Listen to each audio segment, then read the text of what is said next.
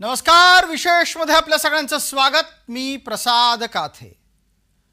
एखादी घटना घडून गेली आणि ती मोठी घटना जर असेल तर स्वाभाविकरित्या त्याची प्रतिक्रिया यायला इतर अनेक दिवसही चालू राहते। अशा प्रकारच्या याच प्रतिक्रिया आता नुकत्याच झालेल्या निवडणुकांच्या निमित्ताने येत आहेत। या नुकत्याच झालेल्या निवडणुकांमध्ये मराठी विरुद्ध गुजराती संघर्ष पेटवण्याचं काम उद्धव यांच्या गटाने केलं। त्याचा सर्वाधिक फायदा सुद्धा त्यांना झाला। आता त्यांनी आणखी एक पाऊल पुढे टाकलंय आणि अचानक सगळ्या मराठी नेत्यांनी एकत्र यावं आणि गुजरात्यांच्या विरोधात एकजूट निर्माण करावी असं म्हटलं आहे। 19 वर्षांनी या एकजुटीच्यासाठी उद्धवना राज यांची आठवण झाली आहे का आणि त्यापेक्षा सुद्धा हे दोन्ही चुलत मावस भाऊ एकत्र येतील का या प्रश्नाचं उत्तर शोधण्याचा प्रयत्न आजच्या विशेषमध्ये।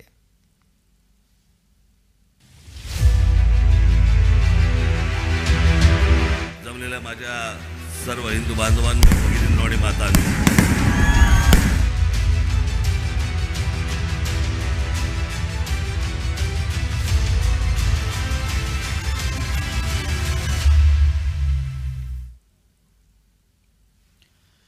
मुळात सगळ्या मराठी माणसांनी एकत्र यावं, सगळ्या मराठी नेत्यांनी एकत्र यावं ही भूमिका मांडली आहे। ती दररोज पत्रकार परिषद करण्याचा विश्वविक्रम ज्यांच्या नावावर आहे त्या उद्धव गटाच्या संजय राऊत यांनी। महाराष्ट्रामध्ये मराठी माणूस एक राहिला नाही तर हा महाराष्ट्र मुंबई ही हमालांची आणि पाटीवाल्यांची होईल असं डॉक्टर आंबेडकरांनी तेव्हा इशारा दिलेला आहे। आज नेमकं तेच होत आहे। त्याच्यामुळे महाराष्ट्रावर प्रेम करणाऱ्या प्रत्येक राजकीय पक्षाचं आणि नेत्याचं योगदान मग कोणी भारतीय जनता पक्षामध्ये असते, कोणी शिंदे गटामध्ये असते, खरोखर त्यांच्या काळजामध्ये काय घरघर लागले असेल तर ते एक होते। नाही, पण रावसाहेब मी यासाठी स्पेसिफिक विचारतोय, गेल्या 10 वर्षात म्हणजे 2014 पासून ठाकरे ब्रँडला उतरती कळा लागली आहे। हे पाहता ठाकरे ब्रँड खतम करावा यासाठीच मोदी आणि शांत संपूर्ण कारस्थान सुरू आहे ना। जे संजय राऊत म्हणाले ते काही एकदम आणि अचानक आलेलं नाही। तसं पाहायला गेलं तर मराठी विरुद्ध गुजराती हा या राज्याच्या स्थापनेपासूनचाच मुद्दा आहे। पण या वेळेला या मुद्द्याच्या आधारे केलेल्या राजकारणाचे काही परिणाम दिसलेत। मराठी एकत्रीकरणाचा मुद्दा कुठून आला असा प्रश्न तुम्हाला जर आता पडला असेल तर त्या निमित्तानं तुम्हाला निकालांकडे पाहायला लागेल। विधानसभेमध्ये आजवरची सर्वात वाईट कामगिरी केलेल्या ठाकरे बंधूंच्या बाबत समोर येणारा हा तपशील महत्त्वाचा आहे।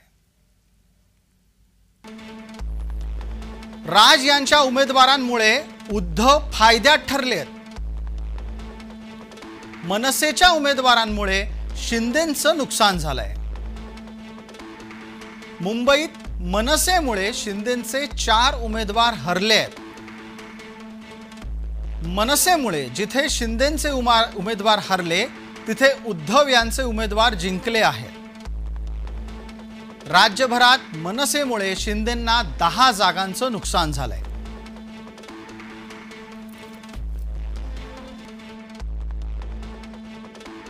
विधानसभा निवडणूक झालेली आहे, त्यामध्ये शिवसेना, उद्धव ठाकरेंची शिवसेना आणि राज ठाकरेंची नवनिर्माण सेना या दोन्ही पक्षांची कामगिरी जी आहे ती अतिशय वाईट झालेली आहे।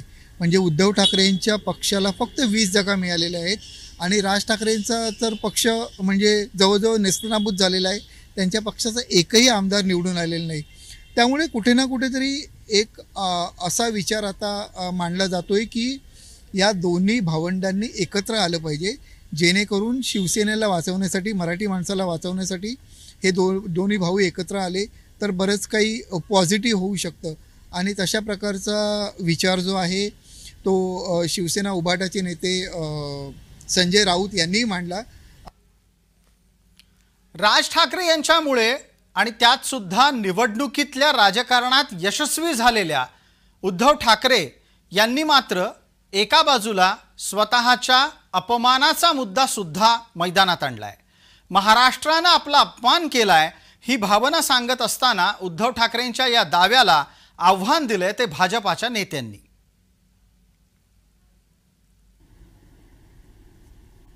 नाही, पण कशासाठी अपमान केला हा प्रश्न स्वतःच्या मनागत कधी विचारला पाहिजे.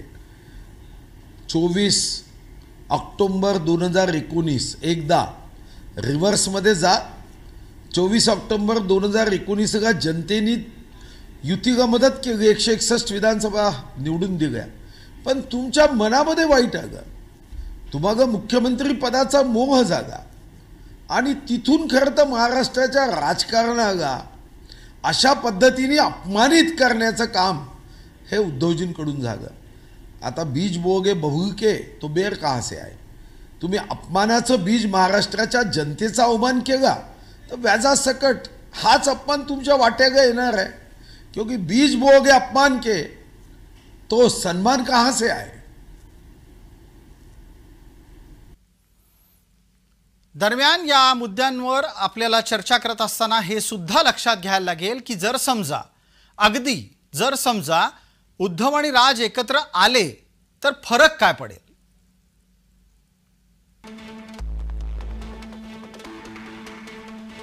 महाराष्ट्रात ठाकरे ब्रँडचा संघर्ष संपेल. राज्यात मराठी मतांच्या साठी एका पक्षाचा पर्याय उपलब्ध राहील. मराठी मतपेढीचा फायदा ठाकरेंना मिळवता येईल.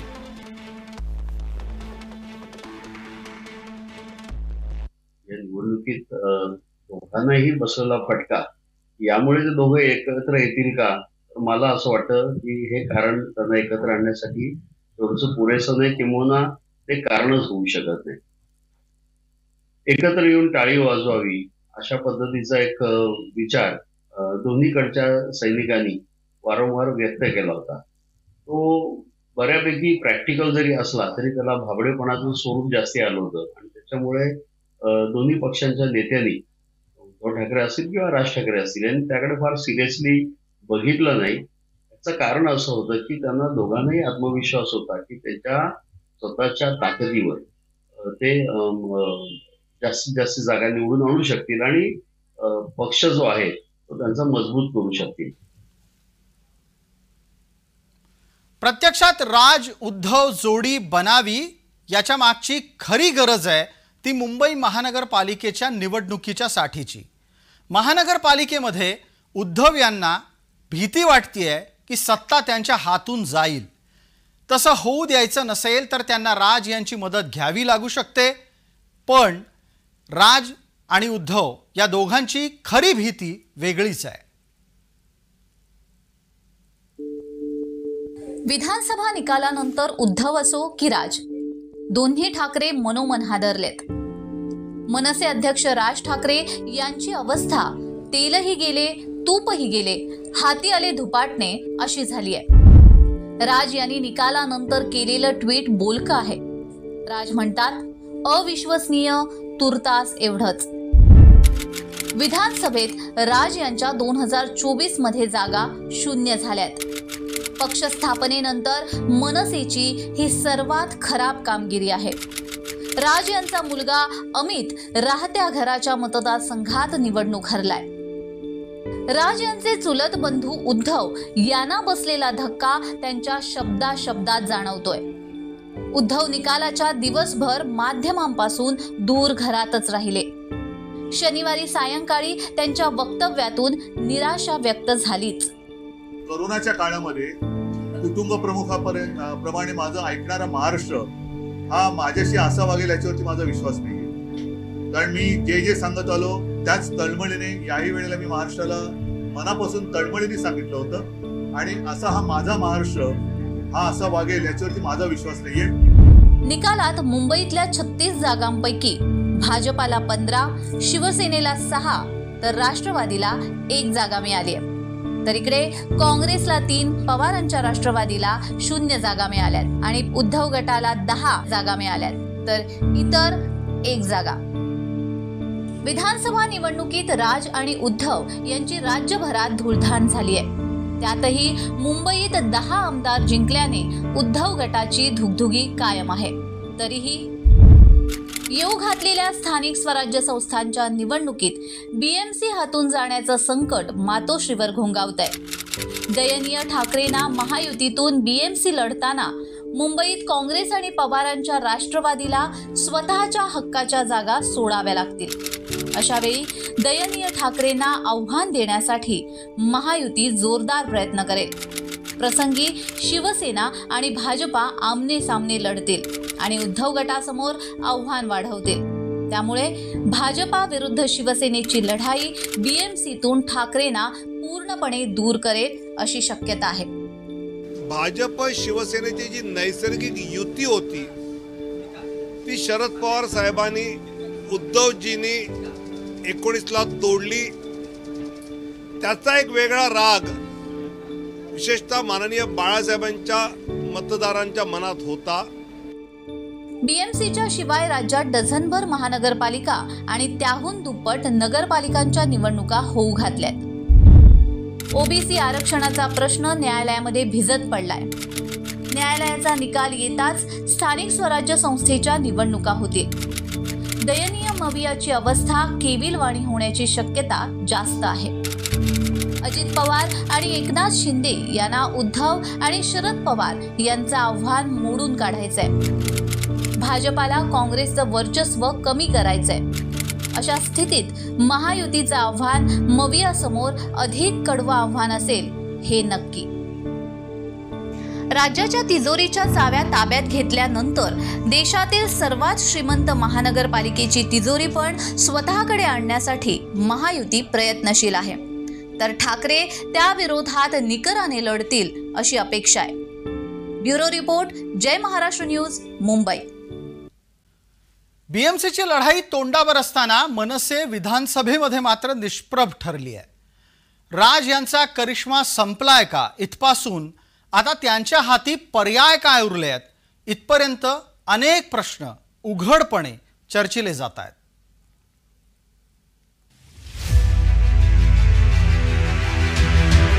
जमलेल्या माझ्या सर्व हिंदू बांधवांनो, भगिनींनो आणि मातांनो,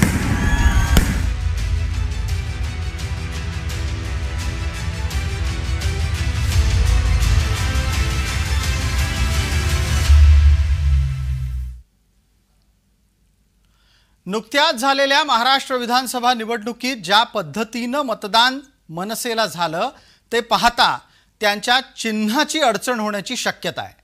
एखाद्या पक्षाला चिन्ह टिकवायचं असेल तर काय करावं लागतं ते पहा. राजकीय पक्षाची नोंदणी निवडणूक आयोगाकडे करावी लागते. राजकीय पक्षाची मान्यता देण्याचा अधिकार हा आयोगाकडे असतो. नियमात बसत नसेल तर पक्षाची मान्यता रद्द होते. चिन्ह मात्र पक्षाला वापरता येऊ शकतं. राजकीय पक्षासाठी ते चिन्ह राखीव केलेलं असतं. पुन्हा मान्यता मिळवली किंवा मान्यता मिळाली तर निवडणूक लढावी लागते. सर्व नियमांची पूर्तता केल्यानंतर पक्षाला मान्यता मिळू शकते. अन्यथा पक्ष हा केवळ नोंदणीकृत राहतो.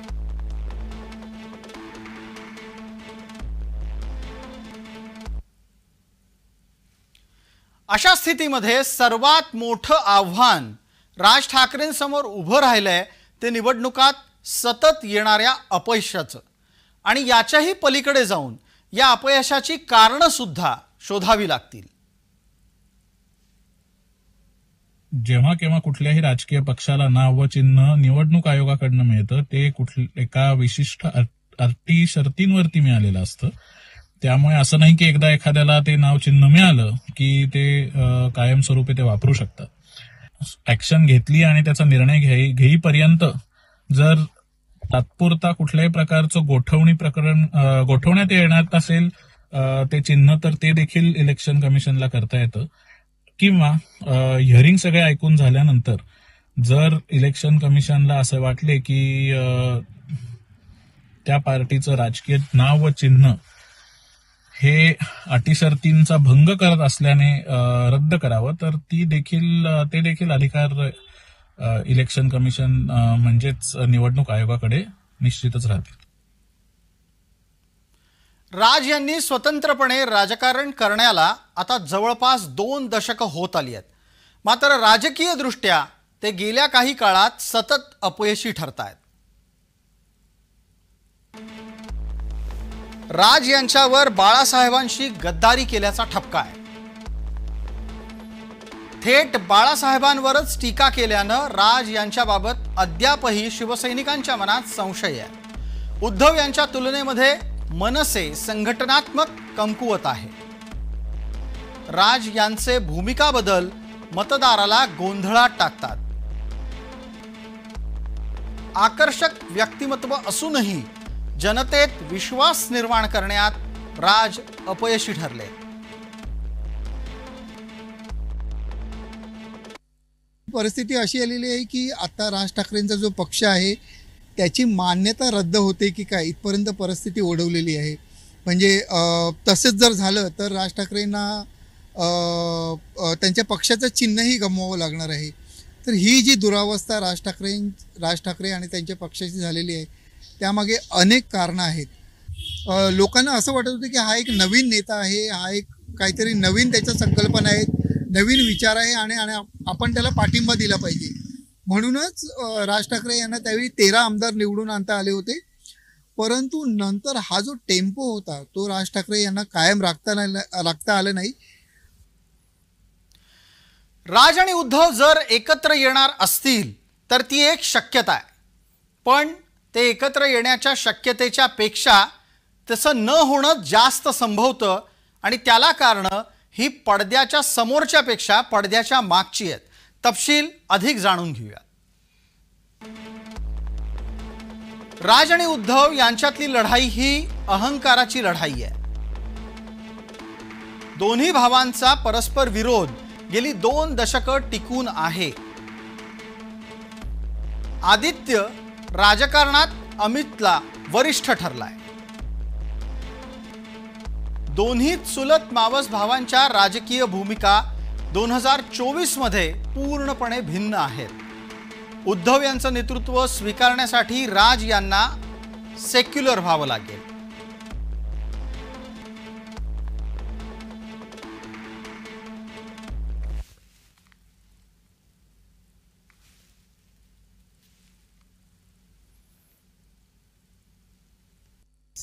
मराठीसाठी काम करणाऱ्या सर्वांनी एकत्र यायला पाहिजे हे संजय राऊत अगदी योग्य बोलत आहेत. आणि याची सुरुवात सुद्धा उद्धव ठाकरेंनी करायला पाहिजे हे फक्त ते बोलायला विसरले. उद्या जर उद्धवजी ठाकरे शिवतीर्थावरती आले तर त्यांचं स्वागतच होईल. परंतु सुरुवात ही ज्यांनी या सगळ्यामध्ये खोड टाकलेली आहे त्यांच्याकडून होणं अत्यंत गरजेचं आहे. आम्ही 3 वेळा प्रयत्न केला होता. 3 वेळा त्यांनी ते प्रयत्न हाणून पाडलेले आहेत. त्यामुळे आता मोठं मन त्यांनी दाखवावं आणि शिवतीर्थावर यावं त्यांनी.